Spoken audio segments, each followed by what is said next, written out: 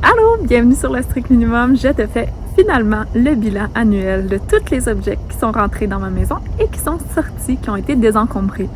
Moi, c'est Joanie Panton, je suis la créatrice derrière le Strict Minimum. J'essaie de t'inspirer à vivre hors de la société de surconsommation, à déconsommer, à désencombrer.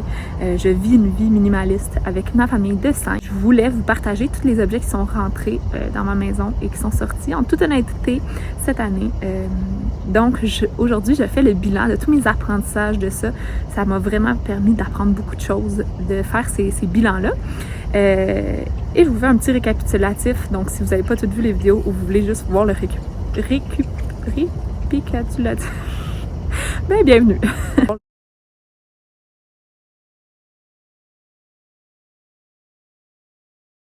Je le rappelle, je l'ai dit dans la vidéo la semaine dernière, mais si jamais vous voulez que je continue à faire des in and out en 2026, dites-moi-le.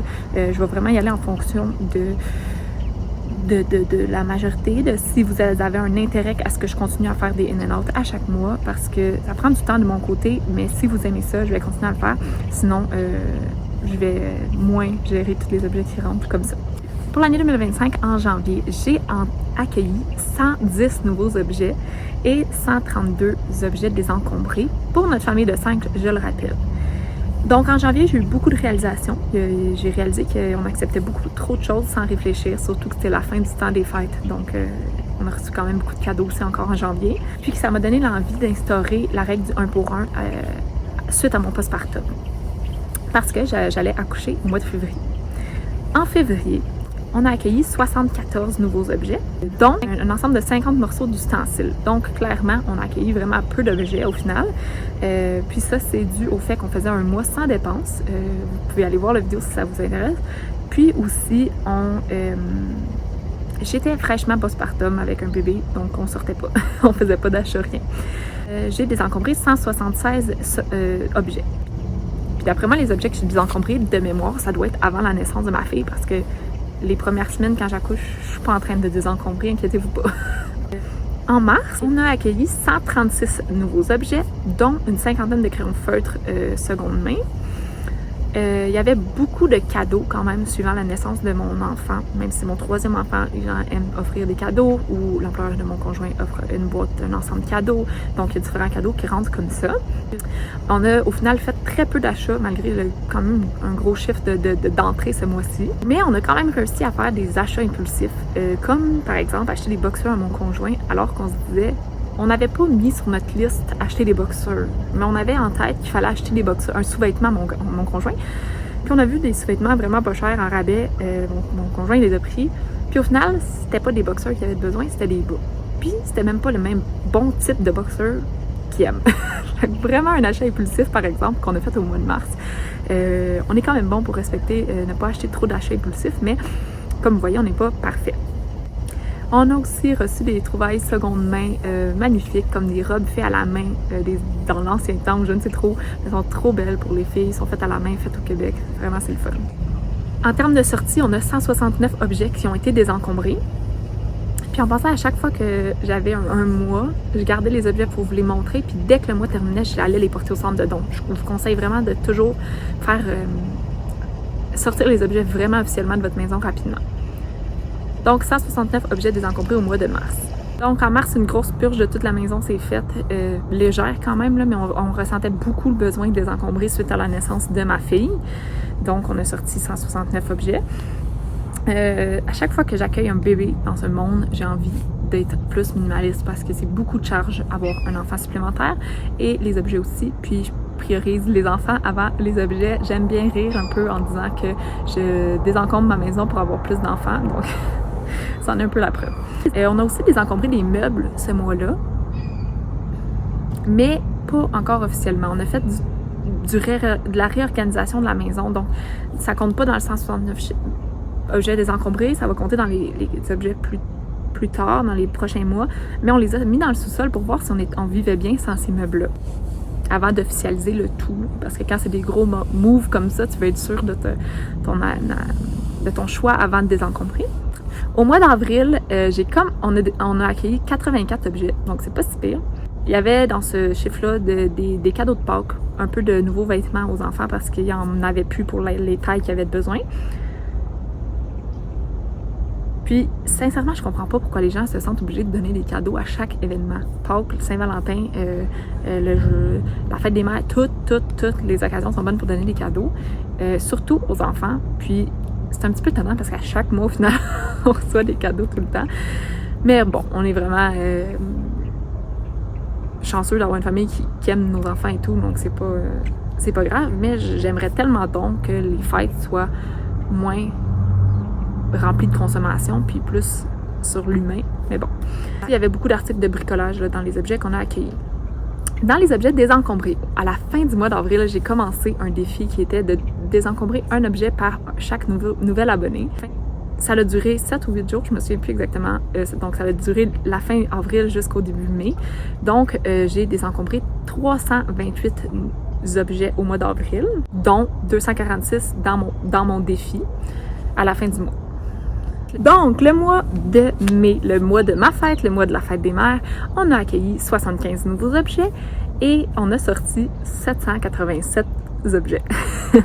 C'était la fin du défi de un abonné, un objet désencombré, puis j'ai eu comme plus de 1000 objets à désencombrer. Puis après, j'ai arrêté le défi parce que c'était suffisant, surtout que dans notre maison, on a comme près de 4000 objets quand j'avais fait le décompte de nos objets il y a quelques années. Donc, c'était quand même beaucoup. Là. On parle de 25% de tous les objets de notre maison qui est parti pour une maison qui était déjà minimaliste. C'est beaucoup. Donc, les entrées, c'était simplement comme des cadeaux de fête des mères. C'était le début de ma transition de garde-robe 100% fibre naturelle. Donc, j'ai quand même... j'ai profité de ces événements-là pour recevoir des petits cadeaux pour changer ma garde-robe. Là, je suis très contente d'avoir fait. Comme par exemple, là, je suis en 100% coton, puis je ne regrette pas. Au mois de juin, il y a 154 nouveaux objets qui sont rentrés dans la maison et 50 objets désencombrés. Donc, on voit que le chiffre de désencombrement réduit parce que le beau temps arrive et je ne suis pas une fan de rester à l'intérieur l'été. Même l'hiver, je veux sortir, mais j'essaie l'été de moins gérer ma maison. Moins faire de ménage, moins faire de gros ménage, moins faire de gros désencombrement, puis juste me concentrer à aller dehors. Puis le désencombrement et le gros ménage dans ma tête, c'est plus pour les saisons plus froides. Dans les entrées ce mois-là, il y avait beaucoup d'objets que j'ai acceptés gratuitement par surprise ou je pense que mentalement, j'avais pas l'espace pour refuser des objets qu'on me donne gratuitement, des échantillons, des trucs comme ça. Puis il y en a eu beaucoup. Il y avait beaucoup de nouveaux événements pour le début de l'été. Donc les enfants, il y a souvent des objets gratuits dans ces événements-là. Puis j'avais pas la force et l'énergie peut-être de les refuser. Peut-être parce que j'ai eu des difficultés postpartum, mais donc il y a plein d'objets qui sont rentrés comme complètement inutiles que j'aurais pas accepté d'habitude. Mais bon, on est humain, on n'est pas parfait. Puis c'est correct de ne pas être en mesure de refuser des objets à certains moments de sa vie. Comme là, j'avais pas l'énergie pour faire ça. Dans ce chiffre-là aussi de nouveaux objets, il y a quand même 40 élastiques à cheveux.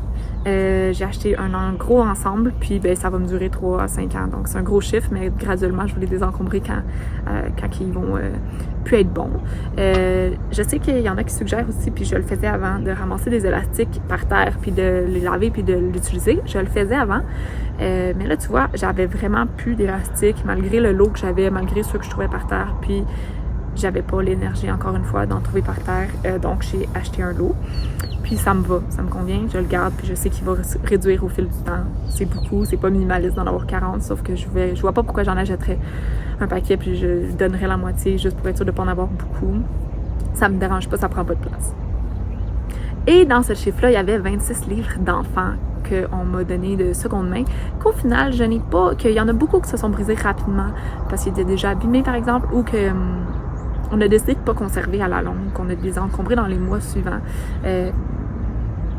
On s'est un petit peu emballé sur ces livres-là à conserver, mais bon, c'était des dons, donc même si tu les prends quelques mois puis après tu les redonnes à quelqu'un d'autre, ça devient comme un emprunt. Puis les enfants étaient contents d'avoir ces livres-là quelques mois, l'instant de quelques mois. Puis ça nous a permis aussi d'aller moins à la bibliothèque pendant l'été. Au mois de juillet, c'était un mois qu'on était 2 semaines et demie dans la forêt. Donc, ça fait une grosse différence sur nos chiffres. On a accueilli 23 nouveaux objets et on a désencombré 36 objets. Malgré tout, ces objets-là sont là parce que c'était la fête à ma fille de 2 ans. Donc, il y a quelques cadeaux, mais c'était très raisonnable tout ce qu'elle a reçu, franchement. Mais Il y avait juste un côté de la famille qui a eu le temps de la voir avant qu'on parte en voyage, puis l'autre côté de la famille, ils l'ont vu le mois suivant pour sa fête. Donc, il y avait comme juste la moitié des cadeaux qui étaient rentrés. Au mois d'août, il y a 108 objets qui sont rentrés et 31 objets qui sont sortis. Là, clairement que vous voyez, selon les chiffres que je vous donne, clairement que je n'ai pas suivi la règle du 1 pour 1 dans mon quotidien. Quand je recevais un objet, je ne désencombrais pas un objet sur le champ. J'avais complètement oublié que je voulais faire ça suite à mon postpartum, suite à mes difficultés en postpartum, puis c'est pas grave, c'est correct. Donc, 108 nouveaux objets en nous et 31 objets désencombrés. On commençait à préparer notre projet spécial, notre projet secret qui était d'acheter la roulotte. On a acheté la roulotte, puis ben on a acheté quand même un peu de matériel qu'une roulotte doit avoir. Je refusais par contre d'avoir une roulotte et d'avoir comme une seconde maison, d'avoir des chaudrons pour ma roulotte, des assiettes pour ma roulotte. Je voulais avoir le moins possible de choses uniques pour la roulotte. Je voulais que tout ce qu'on utilise dans la maison s'apporte dans la roulotte quand on part en vacances. Et non, la roulotte a déjà toutes les affaires possibles. On apporte juste nos vêtements puis on part. Je voulais vraiment comme utiliser les mêmes chaudrons, les mêmes ustensiles que j'utilise à la maison dans ma roulotte. Donc, il y a quand même pas beaucoup d'objets qui sont rentrés pour l'achat d'une roulotte, là. Donc, il y a les objets de l'achat de la roulotte. Il y a 18 Comfort encore que j'ai reçus. Puis que je regrette déjà d'avoir conservé parce que clairement, j'en avais déjà désencombré dans mon tri de 1000. Fait que bref, voilà. J'ai accueilli aussi des sous-vêtements 100% coton. Donc, des bas, des culottes. Donc ça, j'étais vraiment contente de faire ce changement-là. Et tous les objets désencombrés, c'était seulement des bris parce que je désencombrais pas au mois d'août. Je profitais du beau temps. Au mois de septembre, on a entré 88 nouveaux objets, dont 21 manuels scolaires parce qu'on est allé à la rencontre de l'Association québécoise d'écoles à domicile. Et il y avait des manuels offerts quand tu donnais un don. Et on a désencombré 42 objets. Au mois d'octobre, on a accueilli 41 nouveaux objets seulement et on a sorti 130 nouveaux. On a désencombré 130 objets. Tu vois que là, je commence à désencombrer davantage puisque le temps froid arrive. Puis je savais qu'on partait en voyage, donc j'ai désencombré plusieurs pièces que vous allez voir ou que vous avez vu certains des vidéos de désencombrement, dont beaucoup de chaussures au mois d'octobre que j'ai désencombré parce qu'on est passé au barefoot. Ça fait longtemps que j'ai des souliers barefoot, moi ça fait des années, mais on a passé le reste de la famille au barefoot, les enfants aussi. Donc durant l'été, on avait acheté des souliers barefoot, puis là, ben, il me restait à aller désencombrer les autres souliers. Donc beaucoup de paires de souliers régulières qu'on a désencombrés. J'étais vraiment fière de mon mois d'octobre en termes d'entrée versus désencombrement. J'avais vraiment limité les entrées, puis il n'y avait pas de raison précise. Je n'étais pas partie pendant le voyage, fait que j'étais vraiment fière du chiffre quand même. En novembre, on a accueilli 62 nouveaux objets et 46 objets désencombrés. Il y a beaucoup plus d'entrées que je pensais parce que ma cousine, 2 jours avant qu'on parte en voyage, m'a dit « Joanie, j'ai des vêtements pour ton garçon, j'ai des jouets éducatifs, veux-tu que je t'apporte ça? » Parfait, elle m'a apporté ça, j'ai fait le tri, j'ai gardé ce que je voulais. Fait qu'il y a quand même beaucoup de choses qui sont rentrées, des vêtements plus grands pour mon garçon et des jeux éducatifs. Donc, c'est pour ça que le chiffre est plus gros que ce que je m'attendais, mais j'étais très contente de recevoir ces choses-là quand même. Puis, j'ai fait un tri rapide, mais vu qu'on partait en voyage dans 2 jours, je sais que j'ai fait des erreurs de tri. Là. Il y a des choses que j'aurais pas voulu conserver, mais je vais pouvoir les désencombrer quand je vais retourner à la maison. Donc, c'est pas la fin du monde. Là. C'est juste que j'avais pas vraiment l'espace mental et le temps de faire un bon tri de tous les objets qu'elle m'avait apportés. J'ai désencombré rapidement quelques pièces avant de partir en voyage pour être sûre de revenir dans une maison épurée. Moi, la fin du mois de novembre, on était en voyage pendant les 2 dernières semaines du mois. En décembre, c'est le mois que je viens de vous faire le bilan la semaine passée, mais en gros, on est en road trip tout le long du mois, mais on a accueilli quand même 38 nouveaux objets et on a désencombré 20 objets. Pour un total annuel de 993 nouveaux objets qui sont rentrés dans notre vie en 2025, soit environ 200 objets par membre de la famille.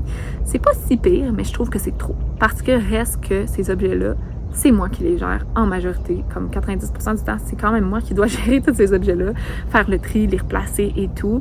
C'est correct, j'aime ça, mais ça fait que c'est beaucoup quand même. Et on aurait désencombré 1947 nouveaux objets.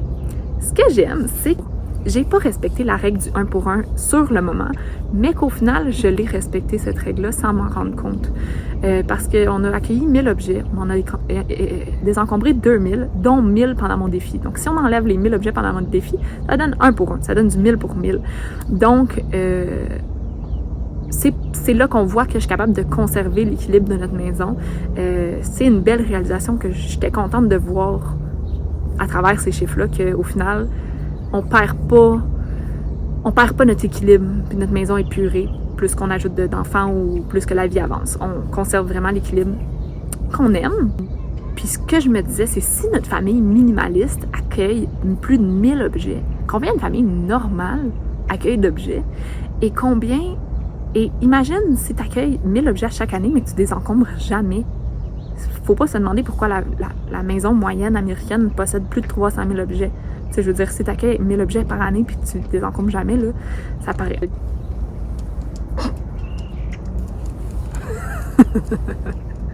Il y a un chien qui vient de passer à côté de moi. C'est vraiment drôle de filmer dehors. Ça fait une grosse charge mentale, 200 objets par personne, donc 1000 objets pour toute ma famille. C'est une grosse charge mentale pour moi, puis j'aimerais vraiment désencombrer ce chiffre-là pour l'année 2026. Puis j'aimerais être en mesure de moins accueillir de nouveaux objets que les gens nous donnent gratuitement, puis que par gêne, ou j'aimerais vraiment me concentrer là-dessus aussi à l'année prochaine. Puis les chiffres que je te donne, là, on parle quand même de 2,75 nouveaux objets par jour et 5,5 objets désencombrés par jour. C'est énorme quand on y pense, là. Fait qu'il faut se sortir de cette société de surconsommation-là. Comme déjà, j'ai fait un gros pas en ces dernières 10 ans pour vivre une vie plus simple, une vie plus minimaliste. Puis c'est fou quand même les objets qui rentrent dans notre maison. C'est beaucoup là, de charge mentale. Fait que c'est là que ça prouve que ça vaut la peine de réduire nos possessions, puis d'arrêter de magasiner, puis d'arrêter de surconsommer à plus finir. Donc maintenant, j'avais envie de faire une année sans achat pour 2026. Mais quand je regarde tout ce qui nous attend en 2026, je doute que ce soit réaliste, mais je vais quand même garder ça en tête. Pas sans faire un défi officiel, mais je vais quand même essayer d'appliquer ce défi-là sans... Clairement, on va en faire des achats, mais peut-être que je ferai une année juste acheter des choses usagées seulement. J'aimerais donc ça vous dire.